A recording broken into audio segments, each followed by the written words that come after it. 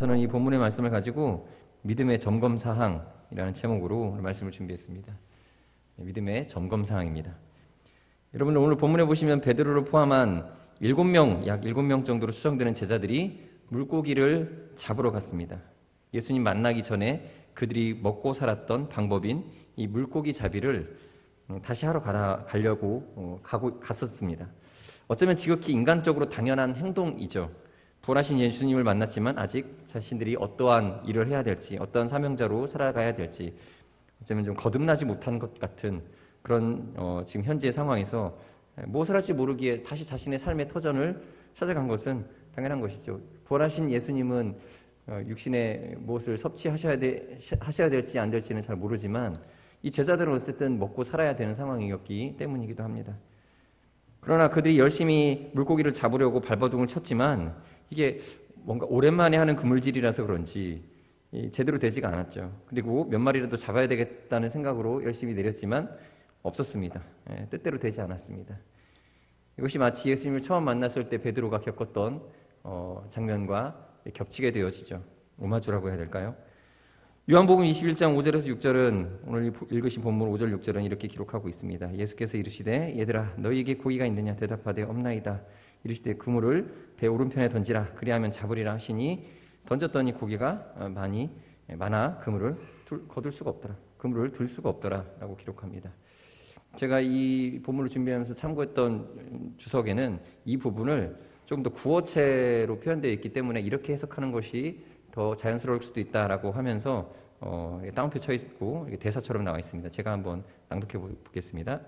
예수님이 말씀하십니다. 어이 친구들, 자네들 고기라고는 한 마리도 못 잡았지? 자네들 오른쪽으로 한번 그물을 내려보게나. 그러면 조금 잡을 수 있을 걸세. 이렇게 표현이 되어져 있습니다.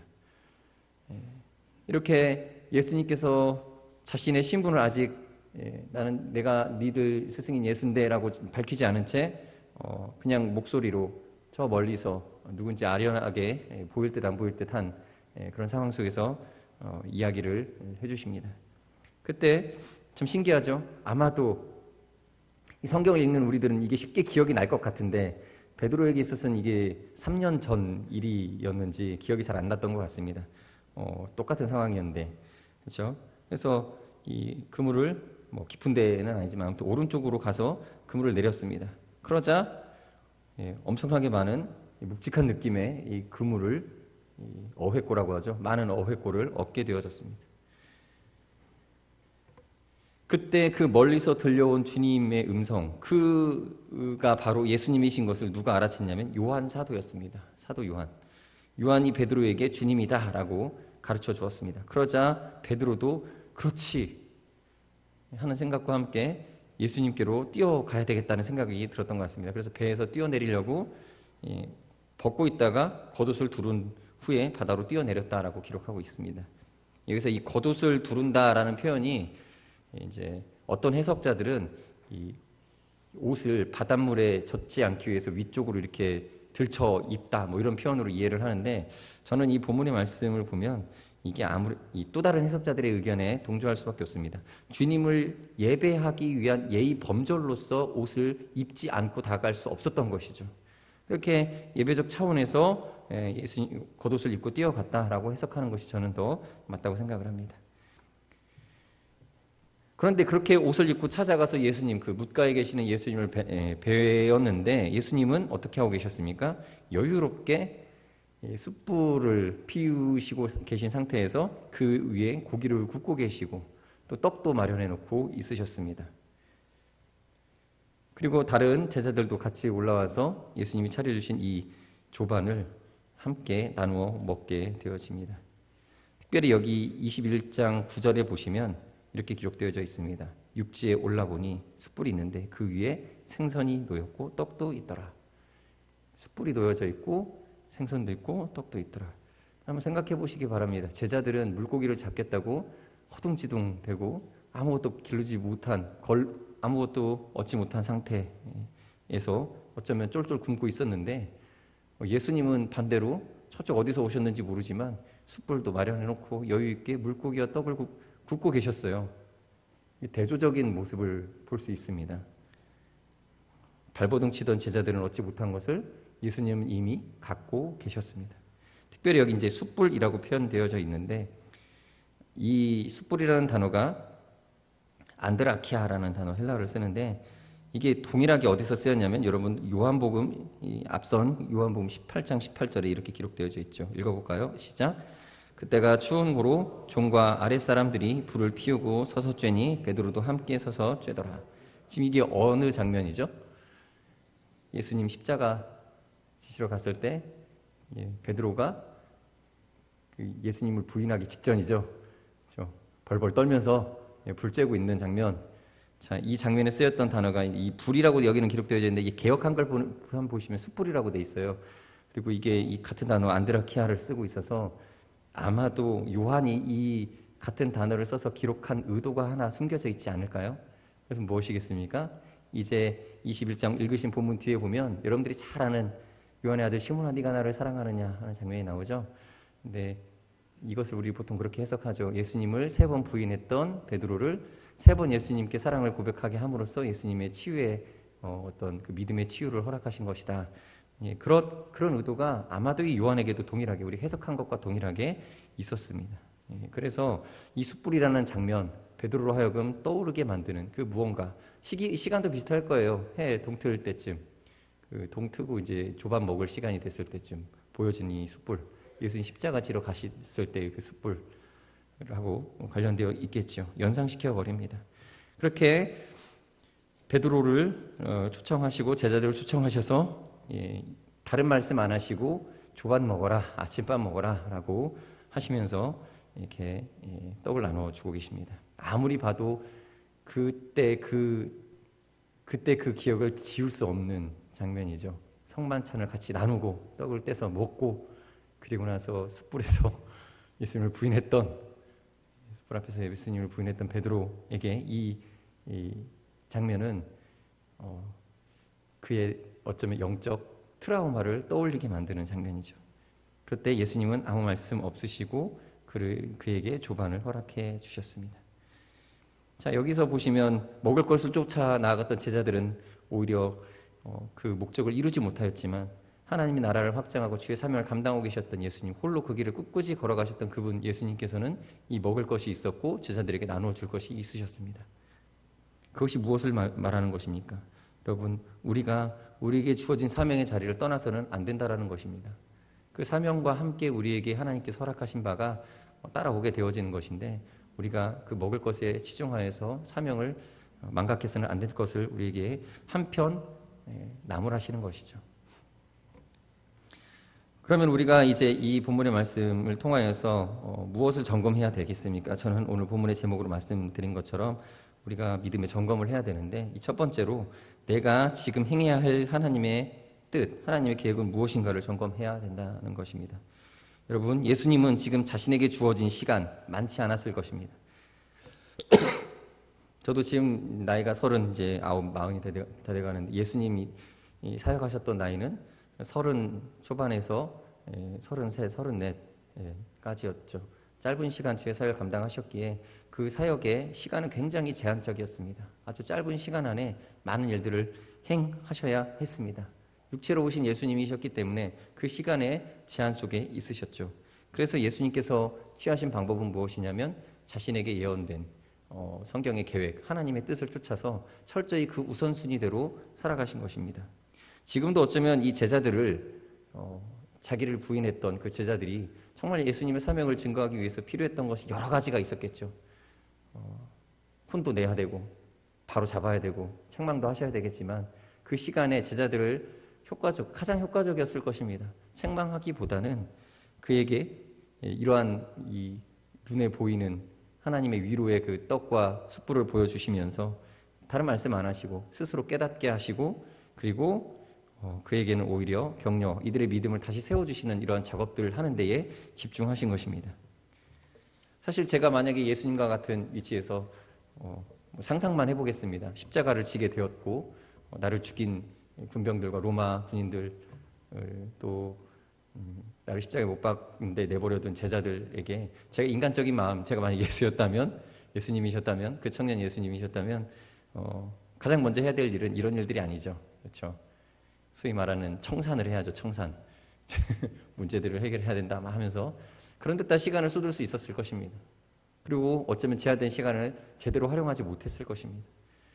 그러나 우리 예수님께서는 그런 것들에 얽매이지 않으시고 이 제자들을 양육하시는 데 있어서 가장 중요한 것들, 이들의 믿음을 바로 세우시고 또 하나님의 재림의 때, 심판은 재림의 때로 연기해 두셨습니다.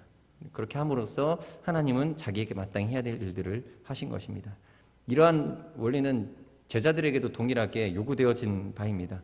제자들도 지금 이 물고기를 잡는 일을 해야 될 때가 아닙니다. 물론 물고기 잡는 일 같은 이러한 노동도 하나님께서 주시는 신성한 영역에 속하긴 합니다. 귀한 일입니다. 땀 흘려 일하는 것을 하나님이 귀히 여기십니다. 그러나 지금 이 3년씩이나 공생애를 했던 제자들이 해야 될 일은 아닌 것이죠. 그들이 해야 될 일은 이제 정말로 중요한 하나님 나라를 선포하고 예수님의 가르침을 전하는 것이었습니다. 다른 것에 시간을 빼앗겨서는 안 됩니다. 그래서 후에 예루살렘 교회가 크게 부흥하고 있을 때에 그 교회에 무슨 일이 있었습니까? 과부들을 구제하는 일에 여러 가지 문제들이 생겼습니다. 그때 이 문제들을 해결하느라 시간을 뺏기게 되고 애를 쓰게 되어지니까 어떻게 했죠? 따로 집사를 세워서 일을 대신하게 했습니다. 여러분, 과부를 구제하는 일이 중요한 일 아니겠습니까? 그것이 결코 중요하지 않아서 혹은 하찮은 일이라서 누군가에게 맡긴 것은 아닙니다. 그러나 우선순위, 사도들에게 있어서 가장 중요한 일은 그러한 구제의 일보다 구제 일이 낮은 일이 아니고 그것보다 더 중요한 그들의 사명이 있었기 때문에 이렇게 일을 이양하게 된 것입니다. 마땅히 할 일은 따로 있었습니다. 여러분, 중요한 것은 바로 내가 지금 무엇을 해야 되느냐인 것입니다. 그것을 잘 분별하시기 바랍니다. 예수님 머리에 향유를 부었던 막달라 마리아의 행위가 다른 제자들이 보기에는 물질적 낭비인 것처럼 보였지만 그 타이밍, 그 시기에는 예수님의 장례를 위해 마땅히 부어드릴 수 있는 사치였습니다. 다른 제자들이 볼 때는 그것이 정말 사치스럽게 보였겠지만 그것이 정말로 그 예수님께 했어야만 했던 행위였던 것이고 중요한 것이었습니다. 그때 예수님께서는 이 여인을 칭찬하시고 자신의 복음이 증거될 때에 이 여인의 행한 것도 같이 증거해달라고 부탁을 하셨죠. 그래서 복음서에 다 기록되어져 있습니다. 여러분, 이 향유를 팔아서 복음 전파를 위한 선교비로 써야지, 구제비로 써야지, 이걸 이렇게 낭비하면 되겠느냐라고 판단한 것은 가룟 유다뿐이었습니다. 여러분, 대개 우리가 넘어지고 실수하는 부분이 바로 여기 있습니다. 우리를 향한 하나님의 뜻을 구하기보다는 대개 합리적이고 이성적인 판단을 하는 것이 더 우선이다라고 생각을 하는 것입니다. 여러분, 그것보다 더 중요한 것은 합리적인 게 아니라 하나님의 뜻을 행하는 것입니다. 하나님의 뜻과 나의 뜻이 충돌할 때 나는 합리적이라고 생각하는 그것을 해야 한다고 고집부리게 되지만 하나님은 그런 물질적이고 물리적인 합리를 최우선으로 하지 않고 일하시는 분이십니다. 하나님의 계획 속에서 지금 내가 해야 할 일이 있다면 나중에 아니라 지금 해야 합니다. 여러분, 순종은 미뤄둘 수 없는 것입니다. 우리는 매일 일용할 양식을 구하며 때로는 물질을 쌓아놓지 않고 그저 공급하신 하나님께 맡겨드리고 매 순간순간마다 우리에게 있어 주어지는 우선순위를 좇아서 살아가야 됩니다. 그것이 잘 되지 않기 때문에 예수님은 우리에게 그저 일용할 양식을 구하라고 하신 것이죠. 여러분, 예수님은 본문에서 부활 후 자신이 해야 할 일들에만 집중하셨습니다. 바로 예수님 자신의 부활을 증거하는 것이었고 제자들의 믿음과 열정을 다시 일으켜 세우는 것입니다. 형제를 굳세게 하는 데 있어서 가장 중요한 것 중에 하나가 뭐였냐면 이 제자들을 굳세게 하는 데 있어서 가장 우선시 되어야 될 부분이 뭐냐면 베드로의 믿음을 세우는 것이었어요. 실제로 예수님께서 십자가 지시기 전에 이렇게 말씀하셨습니다. 누가복음 22장 31절 32절 함께 보시겠습니다. 다 같이 한번 읽어볼까요? 시작. 시몬아 시몬아 보라 사탄이 너희를 밀가 부르듯 하려고 요구하였으나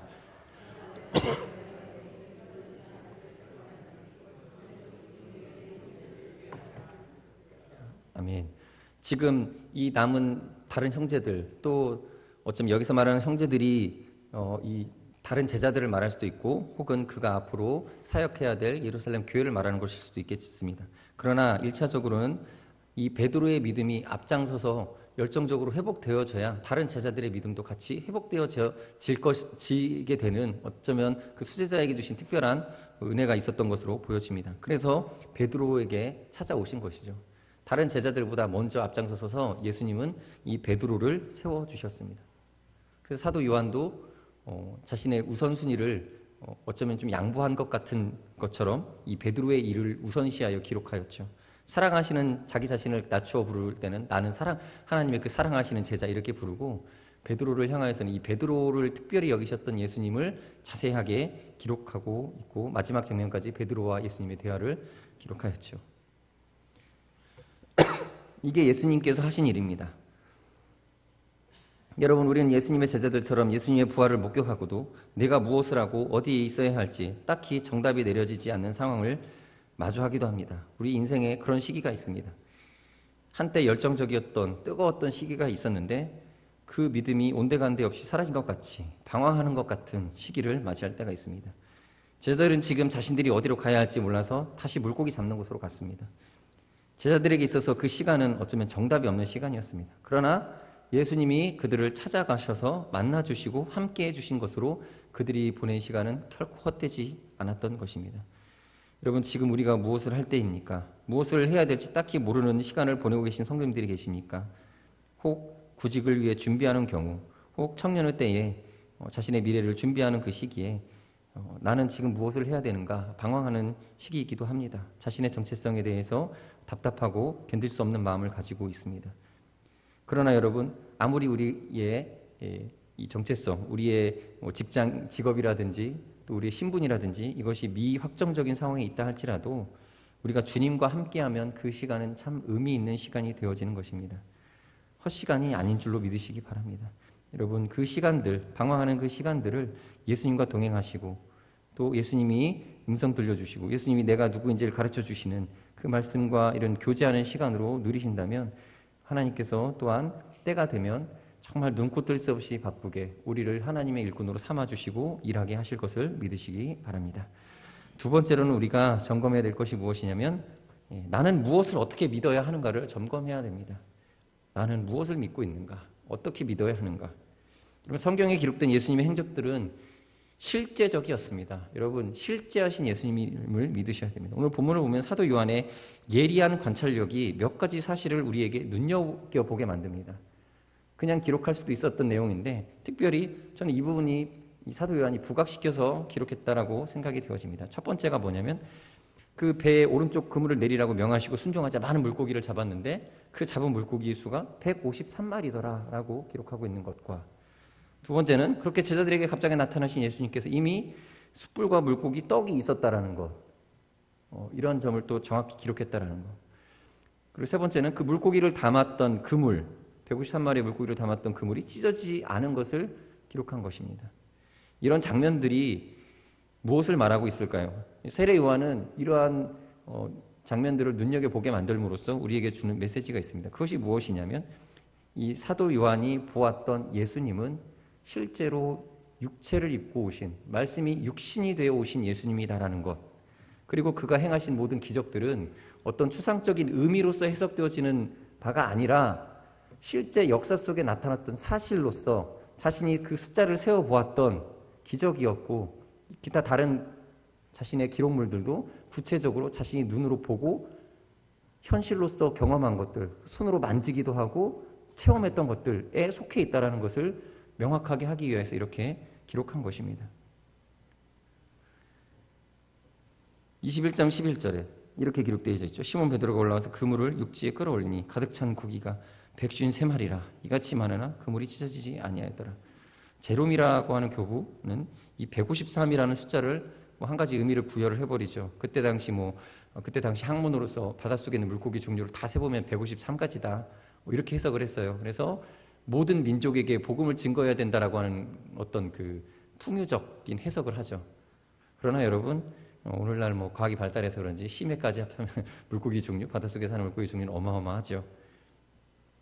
그렇게 풍요적으로 해석할 수도 있지만 사실 여기에 나와 있는 기록을 통해서 우리에게 보여주시는 교훈은 뭐냐면 예수님은 실제로 이 땅에 오셔서 육신으로 거하시고 육체로서 제자들과 함께 하셨고, 그리고 그가 행하신 기적은 추상적인 것이 아니라 실제적으로 나타났던 이야기다. 실제적으로 나타났던 사실이고 자기가 기록한 것은 그것에 대한 기사이다라는 것입니다.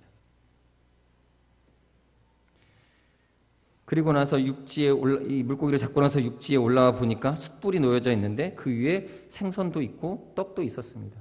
제자들에게 실제로 뜨끈뜨끈하게 구워진 물고기 요리를 해주셨고 실제로 사람이 먹는 떡을 굽고 계셨고 그것을 그 아침에 수고한 제자들이 어떤 교훈의 어떤 비유로서 이렇게 영의 양식으로 섭취한 것이 아니라 실제로 그것을 씹어 먹기까지 먹은 실제적 예수님의 축복이고 은혜였다라는 것입니다. 그렇게 예수님은 인간 제자들과 함께 하셨고 예수님 스스로도 온전한 인간의 모습으로 그들과 같이 일하셨습니다.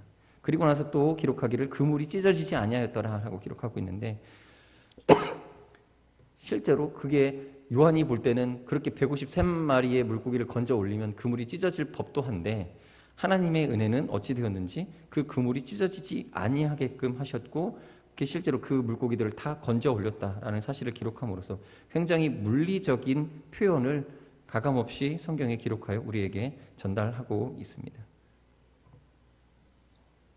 여러분, 우리 예수님께 나아가면 예수님께서는 우리에게 그저 추상적인 능력과 은혜를 베푸시는 분이 아닙니다. 예수님은 모든 복과 은혜를 주시되 실제 하는 것으로서 우리에게 나타내 주시는 것입니다. 여러분, 예수님께 나아가십시오. 은혜를 쫓아가시기 바랍니다. 많은 사람들은 우리 가운데 일어나는 이 일상적인 기적들을 경험하면서도 그것을 발견하지 못하고 그것에 예리한 관찰력을 가지고 하나님이 행하신 일들에 대해서 놀라지 못하고 살아갑니다. 많은 신학자들이 그래서 또 이단 사상에 가지고 있는 사람들이 예수님의 행하신 기적이나 말씀 속에 나타난 역사적 기록마저도 비유 정도로 해석을 하고 이 기적적인 일들이 우리 가운데는 있지 아니하다라고 말합니다. 영적 세계의 교훈을 추상적인 것으로만 받아들이려고 하는 태도를 보입니다. 그러나 여러분, 기적은 늘 우리의 삶과 생활 속에 일상적으로 일어나고 있습니다. 때로는 숨겨져서 나타납니다. 그것을 누가 깨닫습니까? 하나님이 행하셨다라고 누가 그것을 고백합니까? 기도하고 간구한 사람들, 예수님의 말씀을 들었던 사람들, 하나님께서 행하시는 바에 대해서 깊이 묵상하고 고민한 사람들은 그 영적 세계에서 육적 세계로 넘어오는 놀라운 이 하나님의 섭리들을 발견하고 깨닫고 또 그것을 복음을 증거할 수밖에 없는 것이죠. 우편에 그물을 던지라는 명령에 대하여 순종하고 그것을 그물이 찢어지게 잡아본 사람들만이 하나님이 살아계시고 이 땅 가운데 실제로 역사하시는 것을 경험하고 그것을 발견하고 간증하고 자랑하게 됩니다. 그러나 어떤 사람들은 그렇게 많은 물고기를 건져 올린다 할지라도 이것이 자기의 노력과 땀 흘린 것의 당연한 결과라고 여기게 됩니다. 그래서 여러분, 믿음이 있는 사람은 그 믿음을 더하게 될 것이고 믿음이 없는 사람은 그냥 있던 믿음마저도 다 현실 세계 속에 이루어진 우연이나 과학적인 물리적인 현상으로 바라보며 그 믿음을 다 잃어버리게 되는 것입니다. 여러분, 은혜인 것을 깨닫는 사람, 숨겨진 보화가 얼마나 값비싼 것인지를 아는 사람만이 그것을 더욱 누리고 알아가게 됨을 여러분들도 함께 누리시길 바랍니다. 예수님께 나아갔더니 떡과 물고기가 예비되어 있었습니다. 예수님이 예비하신 귀한 만찬에 이들은 감사함으로 참여했고 베푸신 이가 예수님인 것을 알고 먹는 제자들이었습니다. 예수님의 인격이 여러분 오늘날에도 이 교회를 통해서 나타나고 있는 것인 줄을 알고 교회에서 주는 음식들을 이것이 단지 물질적으로 물리적으로 금전적인 어떤 흐름에 의해서 우리에게 전달되어졌다고 생각해서는 안 될 것입니다. 예수님의 인격이 우리를 통하여 일하시고 그렇게 마련된 음식과 마련된 만찬들이 우리가 함께 나누게 되어지는 것입니다. 그러나 이것을 알지 못하는 사람들은 교회에서 주는 음식이라든지 작은 선물이라든지 이러한 것들이 그저 교회니까 당연히 주는, 그리고 나는 그것을 받을 권리가 있다라고 생각하고 그저 말 그대로 밥만 먹고 가는 성도들도 종종 있습니다. 여러분, 물고기를 잡아도 그 그물이 찢어지지 않은 것을 신기하게 여길 줄 아는 마음을 갖기 바랍니다. 그것을 바라보는 것이 요한의 시선이었습니다. 이마저도 하나님의 은혜인 줄 알고 이렇게 성경에 기록하고 있는 것입니다. 여러분, 오늘날 수많은 사람들이 자기가 받은 재물은 하나님이 주신 은혜인 줄을 모르고 그것을 나누고 베풀 줄 모르는 욕심만 부리는 삶을 살아가는 사람들이 있습니다. 그러나 오늘날 우리가 당연히 여기고 살아가는 것에는 참으로 기적적인 면이 많이 있다는 것을 믿으시기 바랍니다. 어쩌면 우리가 우리의 삶에서 성공 속에서도 발견할 수 있겠지만 실패 속에서도 경험되어지는 것이 바로 이것입니다. 우리가 되어지고 이루어가는 것은 하나님의 특별한 은혜가 있어야만 되는 것이었구나. 누가복음에 나오는 어리석은 부자는 재물을 잔뜩 쌓아놓았습니다. 그것은 자기 힘으로 모은 것이라고 생각을 하였고 그것을 자기를 위하여, 후일을 위하여, 편히 살 것을 위하여 쌓아두고 있었습니다. 그리고 넉넉한 마음 가운데 이것을 내가 내 훗날을 위하여 사용해야지라고 그렇게 생각하고 있었습니다. 그날 저녁 하나님이 그의 생명을 취하였습니다. 그가 쌓아둔 모든 것은 그의 생각처럼 합리적인 선택이 아니었고 그는 자신의 노력과 자신의 욕심을 채우기 위해 살았던 것에 대한 보응을 후에 받게 되어졌습니다. 여러분, 전도서 6장 2절에 보면 이렇게 기록되어져 있습니다. 어떤 사람은 그의 영혼이 바라는 모든 소원에 부족함이 없어 재물과 부요와 존귀를 하나님께 받았으나 하나님께서 그가 그것을 누리도록 허락하지 아니하셨으므로 다른 사람이 누리나니 이것도 헛되어 악한 병이로다. 여러분, 우리가 이 세상 가운데서 이 복을 받아야 됩니다. 어떤 복을 받아야 되겠습니까? 우리는 세상 사람들이 동경하는 풍성한 삶을 우리도 누리게 되어질 것입니다. 그것을 우리가 취하고 우리가 누리게 되어지는 것은 하나님의 선물입니다. 동시에 우리가 세상의 것들을 추구하면서 마땅히 누려야 될 것들을 누리지 못할 수도 있습니다. 그러나 우리는 그 더 좋은 것을 위하여서 이것들을 잠시 포기할 필요가 있겠죠. 예수님의 인격을 누리시는 성도님들이 되시길 바랍니다. 우리는 이 두 가지를 오늘 본문의 말씀을 통하여서 정리해 봅니다. 두 가지를 점검해야 되겠습니다. 여러분, 지금 내가 해야 될 일이 무엇이겠습니까? 지금 내가 우선시해야 될 일들이 무엇이겠습니까? 후에 있을 저 천국에서 누려야 될 것을 이 땅에서 누리고자 한다면 우리는 어쩌면 지금 해야 될 우선순위를 놓치는 것일 것입니다. 또한 우리가 믿는 바가 무엇이어야 됩니까? 실제하시고 삶의 가운데 나타나시고 육신으로 오신 그 예수님을 우리는 믿음으로 바라보고 그것을 이 땅 가운데서 행하며 살아가야 될 것입니다. 그러므로 이렇게 기도하시기 바랍니다. 두 가지 기도 제목입니다. 첫 번째, 매일매일 내가 우선시해야 할 기도 제목과 사명을 늘 깨달아 알게 해 주옵소서 이렇게 기도하시고, 두 번째로 제자들을 사랑하셨던 예수님의 그 인성과 인격이 오늘의 우리에게도 동일하게 적용되고 있음을 알고 신령과 진정의 예배로 주님께 나아가는 진실함으로 나아가는 참으로 역사하신 하나님 앞에 나아가는 그 기도의 믿음의 삶을 살아갈 수 있게 해달라고 시간 잠시 기도하는 시간 갖도록 하겠습니다. 기도하시겠습니다.